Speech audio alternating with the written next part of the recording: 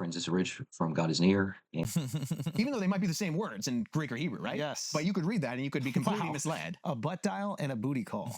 Completely different things. Yeah, so there's versions of that in the It's ancient all literature. Oh yeah, totally. And this is with And then everything, some guy is right? just guessing at that point and just making an inference. In terms of like today. Interpretation. Yeah. Well, you study the ancient culture. So fortunately, we have like the ability to look at things and understand idioms. Yeah. And people talk about stuff. And that gives you a frame And of slang. reference. Like, I'm sure they're using slang. Oh yeah, yeah. Yeah, all the time. apparently there's all these issues with like biblical translations as they're trying to translate in like the 20th century to all these different cultures. And when they're putting in their native tongue, like there's one specific that I remember. I did this field trip to Wycliffe, and it's a Bible translator in Florida. Have you heard of it? Yeah. And one of the things in like this one specific tribal culture in Africa, there's this idea of Jesus knocking on the heart. But in that culture, thieves knock.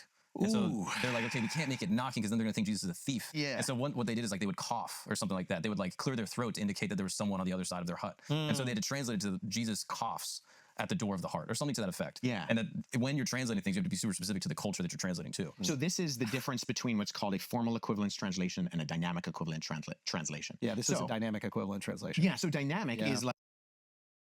wow, that's pretty cool. That's neat, related to Wycliffe Bible translators and how they had to adapt that for that particular culture, that particular tribe, probably, that they were translating the New Testament to. like the thought for thought idea, Yeah. right? So in the Gospel of Luke, in the Greek, there's this line where Jesus says, let these words sink into your ears, right? That's exactly what Jesus says. Let these words sink into your ears. So if you have a dynamic equivalence, like the New International Version of the Bible in English, they're going to say, listen carefully to what I'm about to say, because that's what that means. But that's not what Jesus said, right? So whereas the New American Standard Bible, the NASB, is more of a formal equivalence, they're literally going to say, let these words sink into your ears, because that's the words that Jesus spoke. So it's the question of because people always ask me, like, what's the best translation? Yeah. And I don't know the answer to that. Like, the best Bible is the one you're going to read. So just figure out the one that you're going to read and then read it. New International Version, baby. There you go. So like, let these words sink into your ears. And this gets tricky because you have turns of phrase. So one of the most quoted verses in the Bible is a version of Exodus 34:6, where Moses goes up on Mount Sinai and God says that he is a gracious God, compassionate, steadfast and abounding love, and the Hebrew says long of nose. And you're like, what? Long of nose. Well, it's a Hebrew idiom meaning slow to anger. Are they? Yeah. That's what that means. So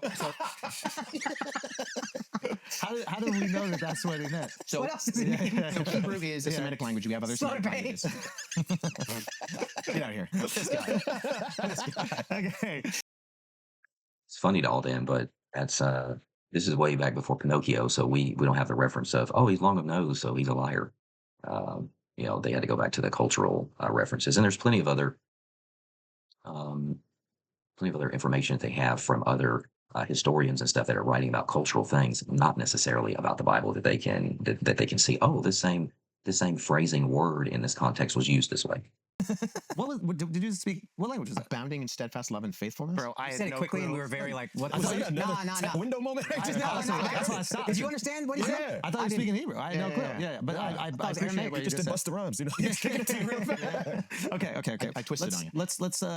Let's center ourselves. So he was talking about like translation issues, and that happens all the time. Yeah. And like you're translating the Bible into Peruvian in a culture that like doesn't know what a donkey is. Do you then say it's a llama?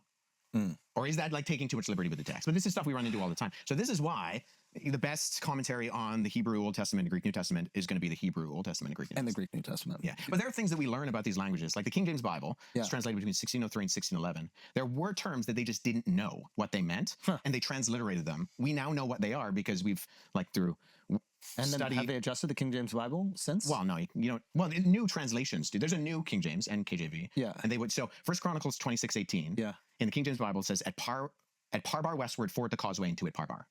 You're like, what does that mean? Right. But if you read the NIV, this guy's favorite translation. That shit is yeah, light The New work. Indian it's version. lit. That's right. Yeah. It says, as for the court to the west, there were two at the court and four at the road itself. I didn't even know what that meant. So Parbar is Parbar. not an Elizabethan English term. It's just a transliteration of a Hebrew word that they were like, we don't know what this is, so we're just going put it to in. call it a Parbar. Like croissant.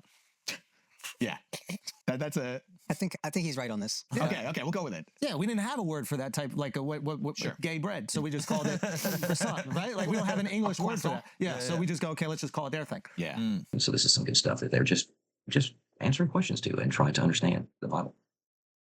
I'll have some more videos, and hopefully this is helpful. Thank you for watching. Please subscribe, and I'd welcome any comments that you have down below. Continue discussion. If you want to say anything down below, that would be great as well. And share this video with a friend. Thanks. Thanks for watching. God is near. We'll see you next time.